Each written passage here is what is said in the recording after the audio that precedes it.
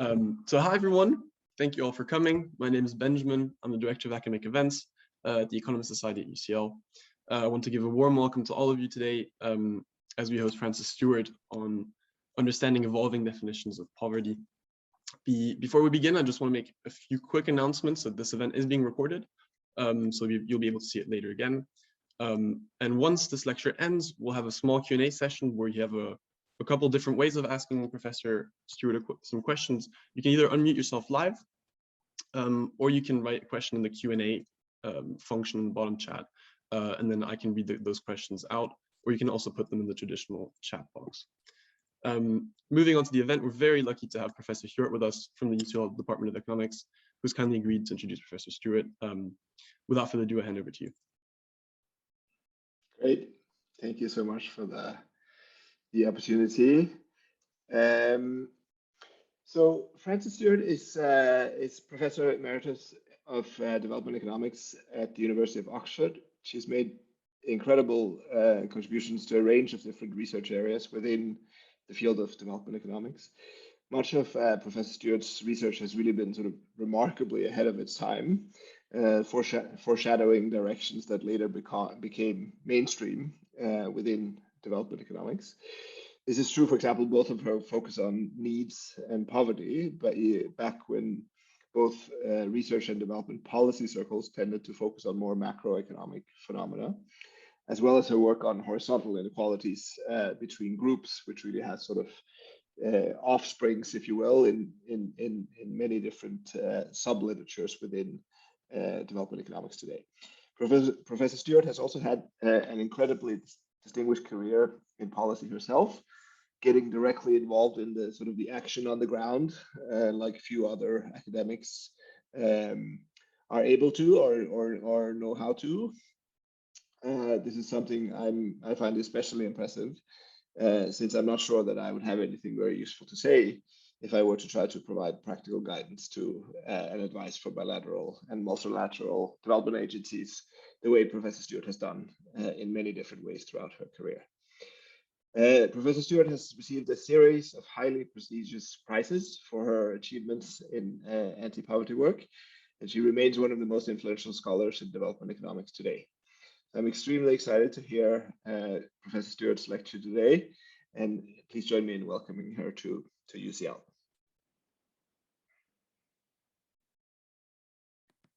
Thank you very much. I'm just sharing my screen. And thank you for that very generous introduction. Now I'm going to have to give you a really good lecture. I won't be able to live up to it. I'm going to be talking about evolving definitions of poverty. Now I've got it here, but it's not moving on. Yeah. So the question is, what is poverty? And it's obviously not simple to define. At its simplest, it's simply not enough money. That's what most people would say. It's deprivation, but then the question is deprivation of what? Essentially, it is a social construct, as indeed most terms are, and its meaning varies according to the perspective of the observer and the context, and I hope that will become very clear as I move along. And yet the definitions do have very substantial implications for policies. We know there have been massive changes in context over the 100 years I'm talking about. I won't go into them, they're too big, but I mean, we start with quite a lot of poverty in developed countries and ignoring developing countries. Then we move on to huge quantities of poverty in developing countries, a lot of focus on that. And then over time, there's been some progress. So we have a lot of changes too in the environment. And along with that, we have changes in the way that poverty is defined and measured. This is just an illustration to show you that we know what poverty is, even if we don't know how to define it.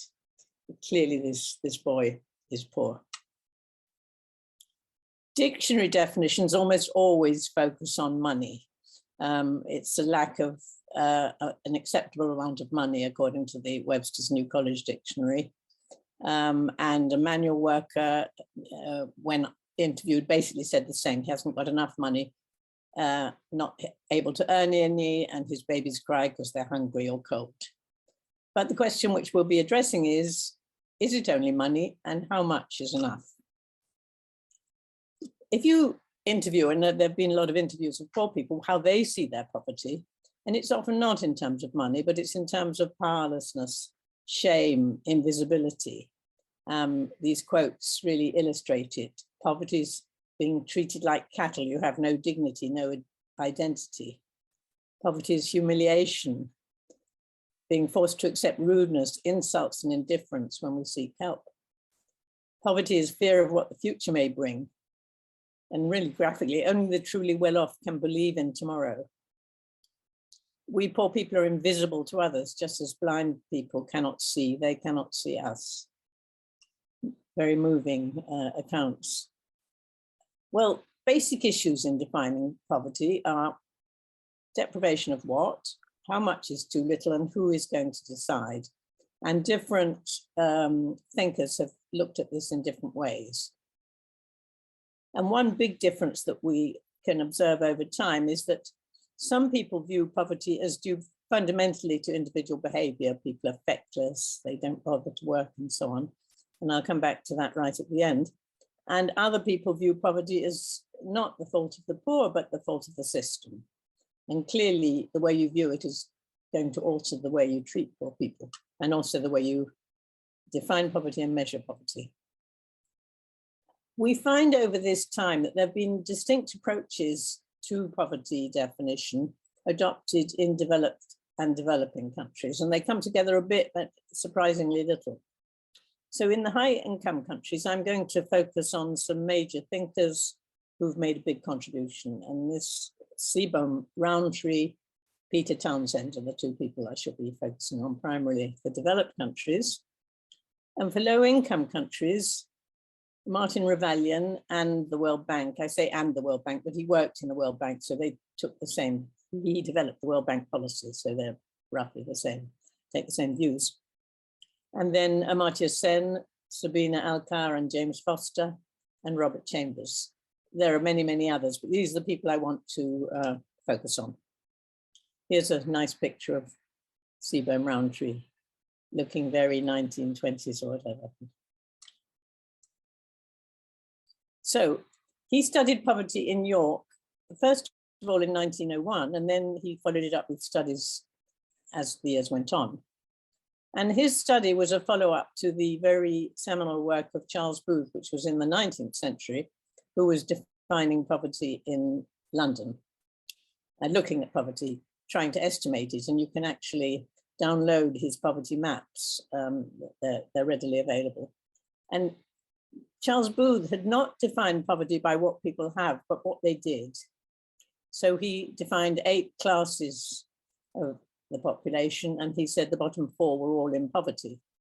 And they included loafers and semi-criminals, casual laborers, workers with irregular employment, and low pay and poverty. So he was really sort of predefining, if you're in those occupations, you're poor. And that's how he measured it. Seabohm's work has been described as a more scientific study because he actually looked at what people had in terms of material resources and what they spent it on and what they needed. So he differentiated between primary poverty, which isn't not having enough resources for adequate nutrition. And he drew on a whole lot of experts to work out how much you needed for nutrition. And then he added a sum for other necessary expenses, including clothing and rent. And I'm not quite sure how he arrived at that, but that was obviously a bit less scientific. I say scientific because it's not really that scientific. He also had something called secondary poverty. And secondary poverty was when the people who went around interviewing poor people, and they were chiefly school visitors, that was the schools that had visitors to make sure children would come to school, chiefly school visitors, and they went round and if they saw that families were in obvious squalor and want, they would categorize them as poor. And these were, if those people who were categorized as poor by the school visitors didn't fall into the poverty according to the more scientific inadequate money for nutrition definition, he then said, well, they are in poverty nonetheless, they're secondary poor. So in the event, the scientificness of his approach was a little bit qualified because The secondary poor were obviously a matter of the perspective of the observer, which is nothing wrong with that, but it's not exactly as scientific as the nutrition-based approach. Now, Roundtree clearly was defining an absolute poverty line. That is to say, you needed so much money in order to survive and get reasonable nutrition. And he actually aimed to show that poverty was much greater than the official poverty line in terms of the poor laws and so on. And the number of people he found in poverty were much greater than those the government thought were in poverty. And the same was also true of Booth. I'm emphasizing this because it is the politics of defining poverty is very important. And in both Booth and Seebohm had a political agenda and were using measurement to push governments to be more pro-poor. It was path-breaking, Seebohm, because of his scientific approach. And it really was his definition of absolute poverty is the definition that we would still accept today. Absolute poverty occurs if people don't have enough income to meet their essential nutritional needs, plus an additional amount for other essentials. And that remains the basic definition of absolute poverty. So then we move on to Peter Townsend, who in fact, it was quite a bit later. His famous book was in 1979. And he was very critical of absolute poverty. But absolute poverty implied that as the country got richer, poverty automatically disappeared. And poverty had nothing to do with the standards of living of the society in which you lived. And he felt this was quite wrong. And he was in particular reacting to the poverty line that Beveridge had drawn up. I'm sure you've heard of the Beveridge report, which was sort of foundation of the welfare state in the UK. But although it was very generous in many respects, the Beveridge report was very stingy in terms of the poverty line.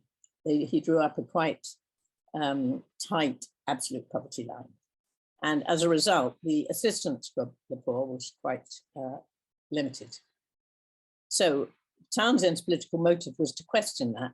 And he said people were deprived not only if they lacked enough to subsist with nutrition, but if they weren't able to participate in the normal activities of society because of income. So that children couldn't go on school trips, people couldn't have people over for meals, and so on and so forth. And so this is his famous definition of poverty. Individuals, families, and groups in the population are in poverty when they lack the resources to obtain the type of diet, participate in the activities, and have the living conditions and amenities which are customary, or at least widely encouraged or approved in the societies to which they belong. So this was a hugely important step away from a nutrition-based definition of poverty to one which said you must be able to do enough to be able to participate normally in society.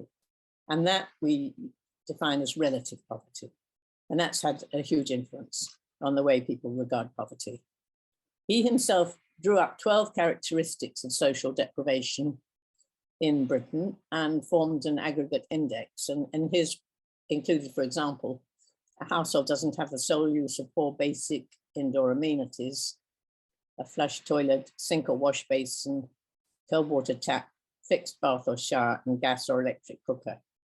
And look, reading these things, one can see that the relative factor comes in, because today we would say you should have internet access, you should have a television. Well, they weren't in his list. So you can see how relative poverty, in fact, involves increasing standards as the average incomes of the society rise. He himself thought there was a sort of threshold. There was a certain level of income below which a significantly large number of families reduced their participation in the community's style of living in a dramatic way. But this hasn't really been proved. So that leaves a question. If there had been such a threshold, we'd then know where to draw the line for relative poverty. But if there isn't an empirical threshold, then it's inevitably a little bit arbitrary what relative poverty is. Now, Amartya Sen said, I think quite rightly, that relative poverty might be absolute in capability space. What he means by capability space is, in fact, joining in social activities. That's an absolute requirement that you need to do. But the amount of resources you need in order to achieve that go up as society's income go up. So you could say that it's absolute in capability space, but relative in income space. And that's a sort of small quibble in a way. The important thing is that relative poverty is relative to the standards of the society. So how do you define it? In practice, most developed countries have a poverty line, which is, they're simply arbitrary, 60% of median income. So they adopt a relative poverty line, but the line itself hasn't got all that much justification. Interestingly, in the United States, they still have an absolute poverty line, which is in accordance with the fact that their poverty assistance is quite meager and shows how they go together. Nowadays, there've been a whole series of what so-called budget studies in various countries, mainly in Europe, which try to produce what, as they say in this quotation from an Irish study, robust data on what is required to live and partake in Irish society at a standard below which members of the public agree nobody should be expected to live. So what they do is they consult some experts. They also consult sometimes the poor people, more generally members of the public generally, and say, what is it that we need in this society in order to live reasonably and participate in society properly. And it's interesting that they typically come up with poverty lines which are well above the official lines. They're more than this 60% of median income. And no, the government has yet adopted them. Now let me move on now then to developing countries. In developing countries, absolute poverty lines predominate. So we go back to the Roundtree definition. Poverty is insufficient incomes to meet subsistent needs given normal activity levels and allowing for the size and composition of the household. Now, the poverty is usually defined by household rather than individual. And that because incomes come into the household, it's easier to measure household income. And that's what most consumption services and so on are based on households. But then big households need more income than small households. And then economists have pointed out that there are economies of scale in having a big household. So if you have a very big household, you don't necessarily have to have 2 lots of everything. You can economize and have 1 cooking pot. You don't need 2, and so on and so forth. So there's all sorts of complex methods that have been suggested to allow for this, to allow for the household size and composition and adjust the poverty line accordingly. Then there's a necessity to add a sum for other essentials, which sometimes done in terms of the proportion of income the poor, roughly defined, spend on non-food items. So simply taking what their composition of their expenditure is like and saying that's how much you need to spend on non-food items. In other cases, people actually itemize the things that are needed and cost them. These, again, seem to be objective estimates of income poverty, but they aren't really objective because there are so many variations which are not taken into account. For example, variations in activity. Some people work in a way that uses a lot of calories and so on, and other people, like I do, just sit on a chair. Metabolic requirements vary, and of course the household composition varies, and there's missing data. And a very interesting study showed in Latin America that according to the assumptions you made about all these details, poverty rates for the very same country could vary between 13% and 66%. So it sort of makes really nonsense of the objective scientific approach. And this is what they say. So how much poverty is there in Latin America? The answer is it depends. It's largely driven by the choice of equivalent scales, that's household composition equivalents and age equivalents and so on. Assumptions about the existence of economies of scale in consumption, the way in which missing and zero incomes are treated, the way in which data is adjusted or not for misreporting, the definition of the poverty line, the index chosen to summarize the information, and on other choices we've not been able to explore due to their data requirements. So we're coming really to this conclusion that even monetary poverty, even an absolute monetary poverty line, is not easy to define, and it's a bit arbitrary. Now, the World Bank has been very important in this area because most people, when they say how much poverty is there in the world, well, the World Bank says there are how many million or even billion. And even I do when I'm quickly trying to summarize this, you look for the World Bank figure. So in 1990, they identified a global poverty line of conveniently, it's sort of almost too neat to believe, $1 per day per person.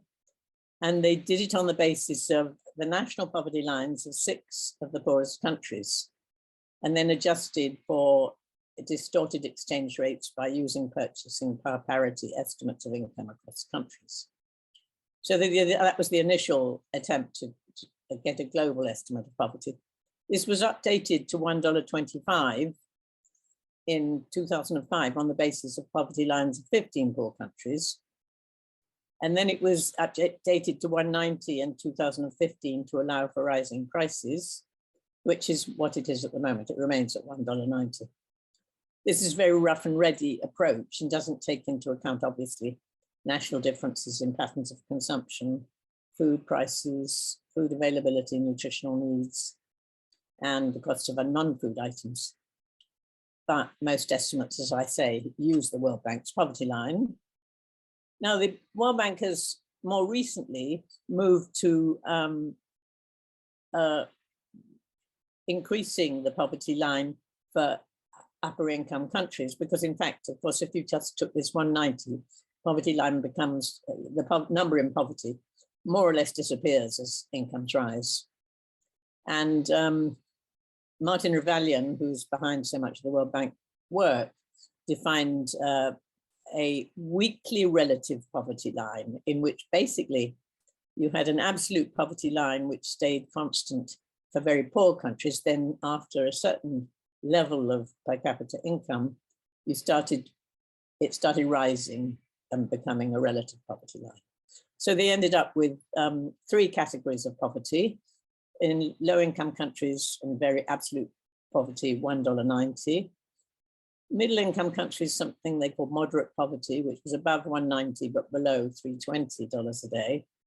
And then upper income, middle-income countries above $3.20 and below $5.50. So they introduced a sort of some relative element. But most of the poverty estimates, well, the poverty estimates vary. Sometimes they're on $1.90, sometimes they're on $3.20. Here's a chart of the 190 poverty a day and what has happened over time. And you can see that it's really dramatically fallen. And you can also see the colors are a bit difficult to decipher, but you can see that the huge decline in poverty in East Asia and the Pacific and in South Asia, and Sub-Saharan Africa has remained as poverty, if anything, has risen over time. So we move on though, because so far all the attempts, relative poverty, absolute poverty, have been saying it's in the space of incomes. Income, is that the right place to measure poverty? People have deprivations, very multiple deprivations. If you remember the quotations from the poor people, most of those didn't even mention incomes. The first one mentioned incomes, but the others mentioned all sorts of humiliations, not incomes at all. So you can be deprived in health, in education, in water, in shelter, in power, in social activities. There's so many, in networks. And some of these can be measured in money, but many of them can't, in particular, the ones provided by the public sector, such as health, education, and water. You might have all the masses of money, but if you're in a little village and there's no water, piped clean water in that village, it's going to be very difficult for you to have clean water. So we move to 2 approaches, which are very much related: a basic needs approach, in which people are deprived or poor if they don't have certain basic needs, which are difficult to define, but fundamentally shelter, education, water, health. And then Sen's capability approach. Sen's capability approach says that what we should aim for in development is to be and do valuable things, but that doesn't really tell you much about poverty because it doesn't say what they are. But he has also defined a category of things which are called basic capabilities, which are fundamentally the same as basic needs. So they both move to looking at a whole range of things which poor people need in a basic way. And this is just I've got a few pictures just to illustrate the basic needs approach. Lack of water,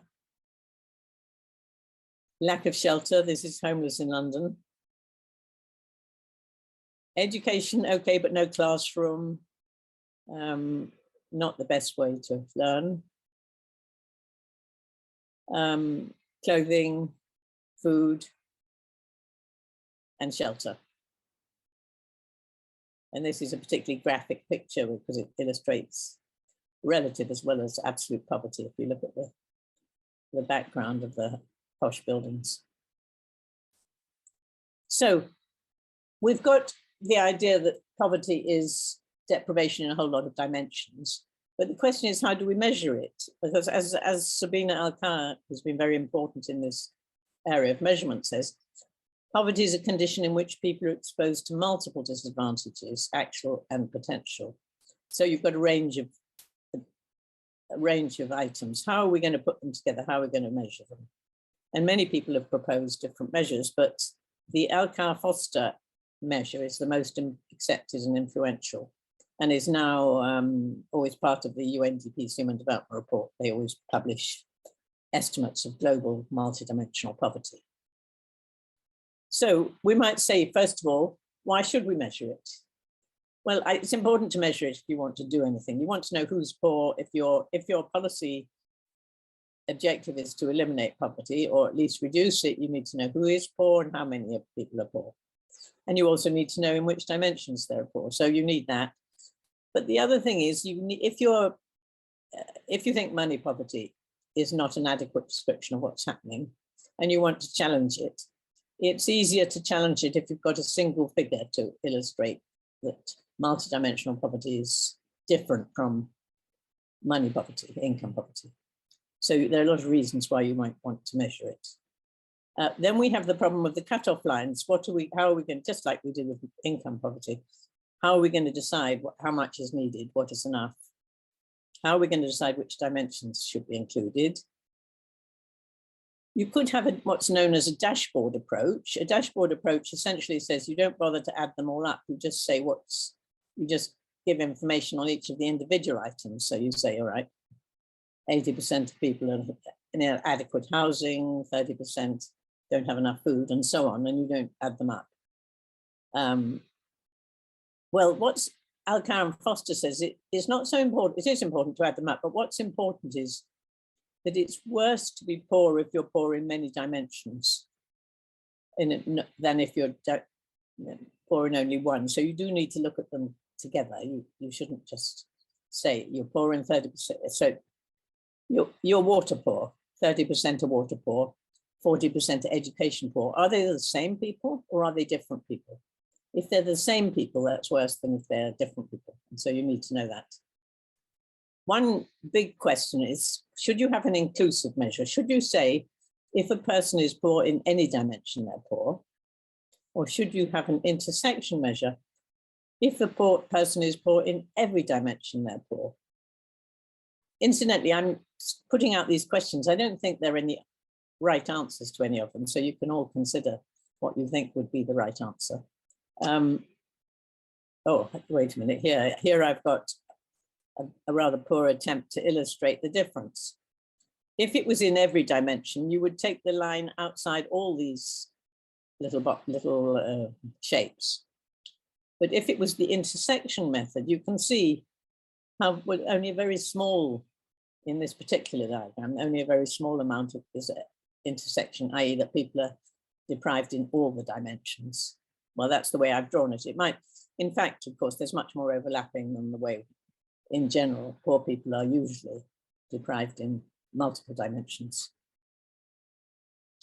So what the Alkar-Foster do First of all, they're aiming for a global measure. So that determines to some extent the dimensions they choose, because they have to have one where there's data. The national measures can choose different dimensions because they may have data on a lot of things. So they've chosen 3 dimensions: education, health, and standard of living, and particular indicators for each of these dimensions. And then they have a counting approach. For each indicator, they have a threshold, usually a pretty obvious threshold. For water, a household's poor if the household doesn't have access to safe drinking water. Well, that's pretty easy. And pretty clear-cut threshold, and most of them are pretty clear-cut. Each indicator is valued 1 if the household falls below the threshold and 0 if it's above. And then you take the average of the indicators to get the score on the dimension, and the average of the dimensions to get the deprivation score. And then a household is defined as in poverty if the deprivation score is more than 1/3. In other words, if they're deprived in more than one dimension by the way they've looked at it.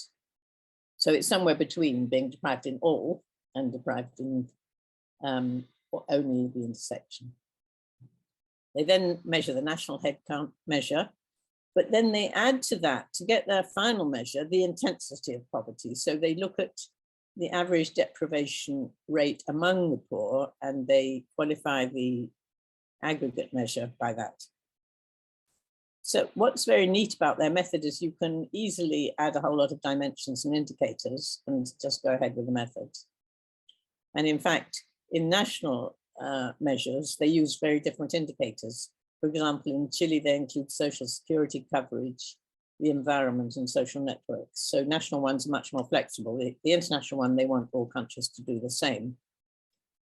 Now I want to move to the idea that one should not just stop at the household. So far, each of these measures have looked at household poverty. Even the MPI has taken household poverty. But households composed of a lot of individuals, and some individuals may be very deprived simply because of distribution of resources in the household. And in particular, this is a problem with girls and women, particularly in some areas of the world, as shown, for example, by the fact that in the Bengal famine, the women destitutes greatly outnumbered the men. And we know in South and East Asia that nutrition, education, health are all biased against women. And there have been estimates that if you allow for the intra-household distribution, poverty can rise by as much as 30%. So it's very important because there's so many poor women in households which are not classified as poor. And estimates of poverty separately for women and men, again, invariably show women poorer than men. So it's important to unpack the household and not simply stop at the household, because you're missing a whole lot of poverty. So that's moving on to Robert Chambers now. Robert Chambers was really interested in who decides all these things. Now, you may have noticed that as I go along, there are a whole lot of decisions being made in terms of how to define poverty. Every single method required a whole lot of decisions, judgments, what counts, what dimensions, what thresholds, what's essential, what's not essential, and so on and so forth. And the question he asked is, who's making these judgments? And in fact, in every case, really up to when he started writing, it was mainly officials and experts who made the decisions. And he was arguing that the poor people are the best judges of what it is to be poor. And that's really had a huge effect. He distinguishes between uppers, who are the powerful and dominant people, and lowers, who are weak and subordinate. And he says that questionnaires and surveys tend to be designed by and confirm what the uppers think, naturally, because the uppers are the ones who are writing them.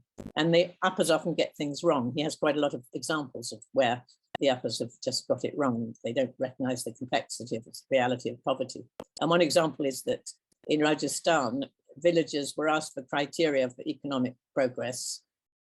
Over an 18-year period, they found 38 criteria, and mostly households were actually did better by this criteria over time, even though income, in fact, had fallen over time. So it was an example of the way poor people's own realities should be incorporated in any measure of poverty, according to Chambers, and I agree with him totally. So what happened from that was the World Bank was very influenced by this, and they started a huge study, 60,000 people from 60 countries, to use participatory methods and go and ask poor people how they saw poverty. And it did reveal the multidimensionality and complexity of poverty, and also how perceptions of poverty vary across different contexts. For example, in Malawi, a person who's doing well has a house that doesn't leak, good shoes, fishing nets, and I particularly like it if he or she drinks tea with milk. And I think that would be a good definition in the UK too. In urban Nigeria, poor people are unable to educate their children beyond primary school, lack adequate food, water, and decent clothes, and can't afford access to justice. Similarly, focus groups in a number of places have shown a huge range of poverty dimensions according to the poor themselves. So you find that low incomes are almost invariably evident. So incomes are there, but they're by no means the only or the most important characteristic of poverty. One very important characteristic that came out very clearly was insecurity, which I haven't really mentioned up to now, but you may have enough to eat, but are you sure that you will have tomorrow? Are you just eating tomorrow's seeds, so to speak? Or you may suddenly be cut short by ill health. That very often happens, throwing people into poverty or conflict and so on. So this was one diagram produced after an attempt to do participatory poverty exercise, showing the huge range of things that people thought were really constituted poverty and how they were linked causally, all of them linked with each other. Now, despite the World Bank's big efforts, the actual poverty measures don't incorporate the views of the poor, very few. Budget studies occasionally consult the poor population, but only on material aspects, and on the whole, they consult population at large. National MPI's multidimensional poverty measures occasionally consult the poor, but even they don't invariably, so that most values remain those of Chambers uppers. Now I want to move on now, just to ask, well, does it matter? I've gone on how poverty measures changed and so on. Oh, why is it important? Well, there are a whole set of reasons, but the first one is that the quantity of poverty is affected by the definition. So, as I said, as I went along, I mean, Booth, Seabohm, and Townsend showed far higher poverty estimates than official estimates. The MPI gives you very different estimates of poverty than income poverty in many, many cases, quite often much larger. In southern Sudan, 92% of the population live in multidimensional poverty, which is more than twice those below the national poverty income line, and so on. And then relative poverty is always higher than absolute poverty. So the quantity of poverty varies clearly as a result. Here is just some diagrams showing you the relationship between the different types of poverty. And we see really very little relationship between multidimensional poverty and national poverty lines. Some relationship, but not a hugely good one between multidimensional poverty and $1.90 a day, indicating that it does matter how we look at poverty if we want to know how much poverty there is. Then, secondly, who is identified as poor varies according to the definition, leading to targeting errors. I mean, clearly, if it's shelter that's your main cause of poverty, housing poverty, you don't have the same people who are poor necessarily as if it's income poverty. So that's the targeting can be very different according to how we define poverty. In India, for example, 60% of adults were not in income poverty, but were in education poverty. And 63% not in income poverty, but in health poverty. And then 38% of those who were defined poor by income weren't poor in education, and so on. So you can see the difference in targeting. You identify different people according to how you define poverty. Then, of course, interventions are influenced by the conception of poverty. In particular, if you think poverty is an income problem, income measures seem to be the solution. So you transfer cash to people. But that often fails to deal with multidimensional poverty. You know, it's not going to cope with the problem that there aren't schools, there isn't water, there aren't health services, people are being humiliated. None of those are going to be dealt with just by transferring cash.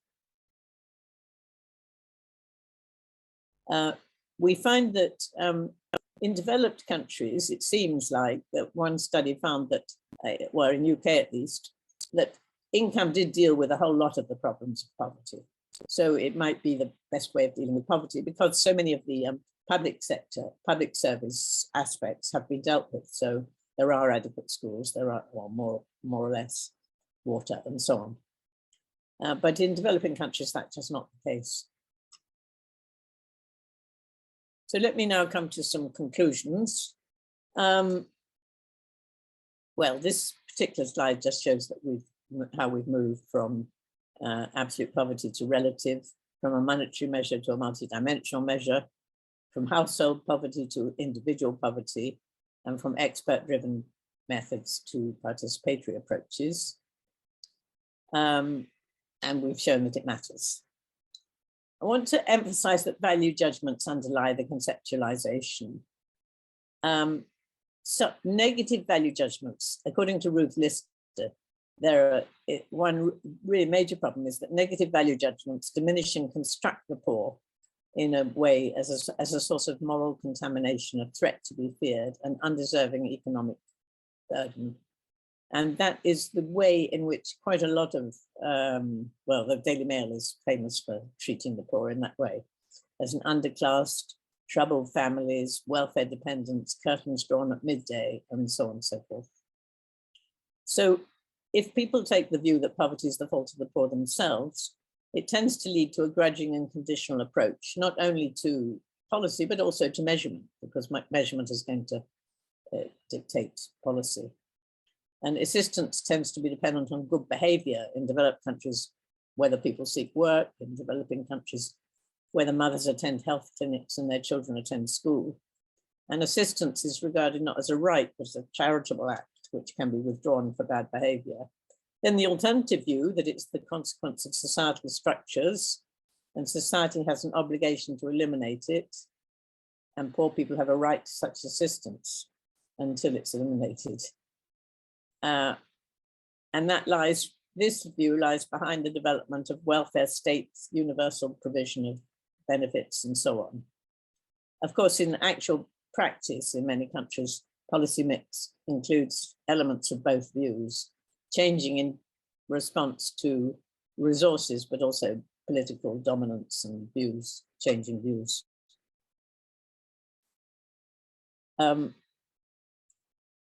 So the negative view of poverty, of poor people, I think inspires this more grudging measures of poverty. And an example actually is the present government, which has replaced any mention of income in defining child poverty by a measure which simply says, going back to Charles Booth really, if you've got workless parents, then you're poor. And if your parents haven't been educated, then you're poor.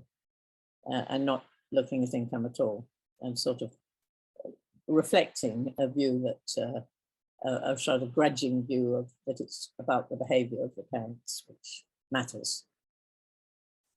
Definitions which concentrate on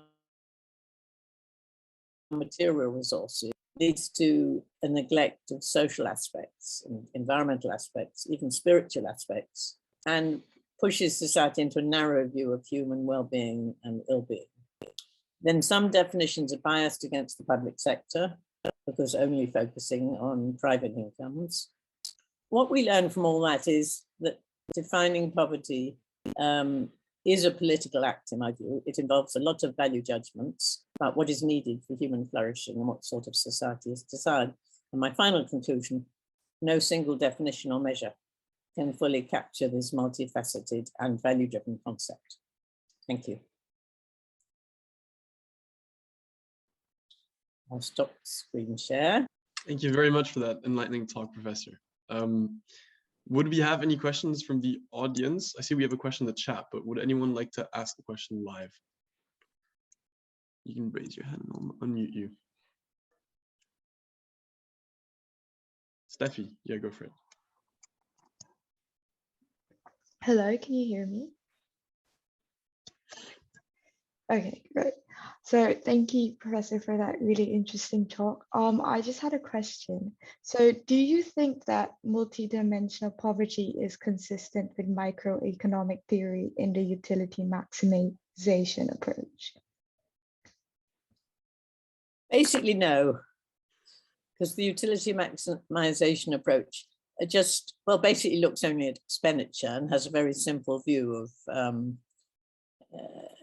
marginal utility does depend on your level of income, whereas the multidimensional approach is really saying we're looking at actually what you need as opposed to your marginal utility. So I don't think it is really consistent. It's interesting that moving from marginal utility to happiness, you can, I've heard Amartya Sen say that you can regard being happy as one capability among many. So you have this multidimensional view of what it is to be a human, and you need to be educated and do all sorts of things. But one of the things you want to do is be happy. Now, happiness isn't the same as marginal utility and economic theory, but it all started as roughly the same by when Jeremy Bentham started it. It was the greatest happiness of the greatest number. So it can be an element.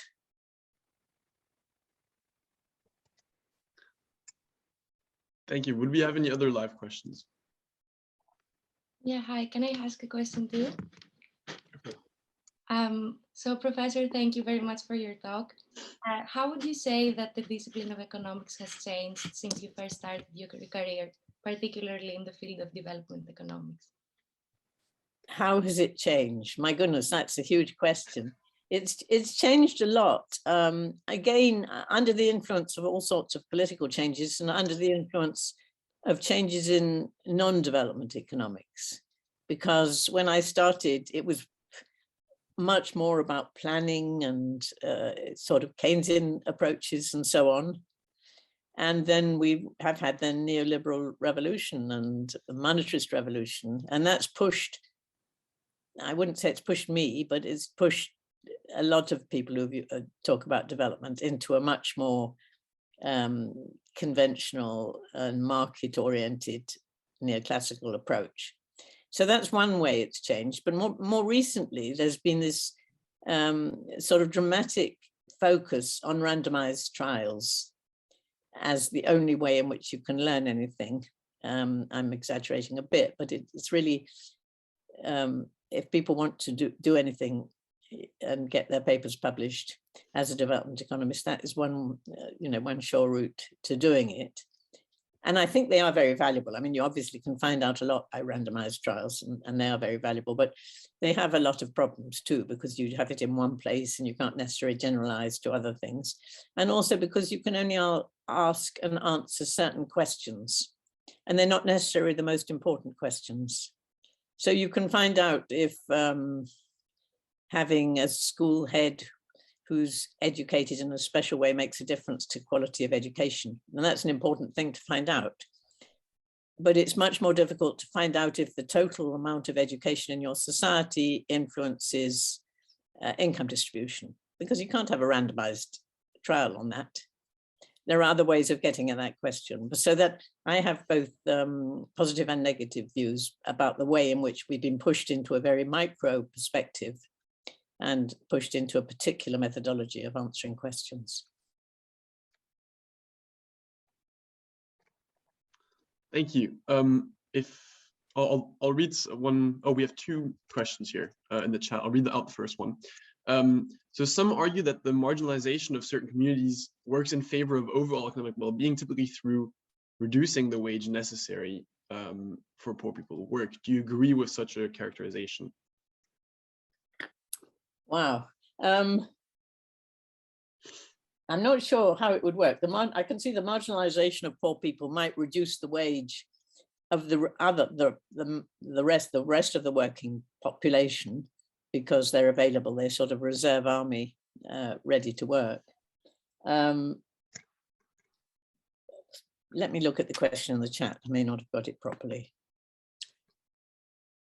Can you see it? Yes, no, I think the answer is, in brief, is I don't agree with that characterization. I don't see that that's going to improve overall economic well-being. It may improve employment a bit by having very low wages, but it's going to be confined. No, I don't agree. I can read the next one. Robert Chambers argued the questionnaire designed by the APAs mirrors their realities. How can researchers coming from relatively well-off background really know how the poor people feel, or what are their views on poverty? That's a really good question. And it's one that really strikes me all the time now. And I think what strikes me all the time now, going back really to the question I answered before, not the marginalized communities, but the changing development, is how colonial are we by being development economies sitting in UK and talking about other people's societies? And I increasingly think that we should move away from that and do what many people call universal studies. That is, we shouldn't just look at developing countries, we should look at our own country and developing countries and collaboratively with people in developing countries.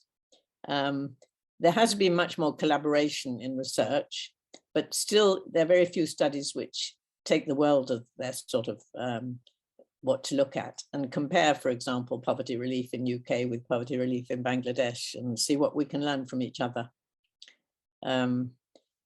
So doesn't answer that particular question. It answers the uncomfortable question around how come the uppers in a developed country can analyze what's happening in poor countries. When it comes to poor countries, I think what Robert Chambers would do and what one should do is really have a lot of group discussions with poor people and try and get their participation. And it may be impossible to get away, it probably is impossible to get away from being an upper and writing it up. I mean, even Robert Chambers writes it up and he's clearly an upper, writes his research up. But at least one can be aware of it and try and get more participatory approaches. I have a question kind of leading up on that. Do you think that part of those problems kind of stem from us only studying economics from the classical perspective and basically not doing enough interdisciplinary work? And should there be a sort of reform in maybe not the education system, but in the way economics is taught, and to just take in broader disciplines in mind? Yeah, well, I'm a big advocate of both of the things you say. I mean, I started in Oxford a multidisciplinary development studies degree at a graduate level, which incorporates economics, politics, and anthropology. And I think that you need all those disciplines really to understand any society. And I think economics is very narrow. I mean, in developed countries too, not incorporating, unrealistic assumptions about human behavior and naive assumptions about policy because not recognizing political elements. So I think there needs to be a reform in that direction, but also in terms of economic syllabus, absolutely broadening it out, yes. Yeah, for sure. Would there be any other live questions? If not, then we could end the event here, if that's okay with everyone.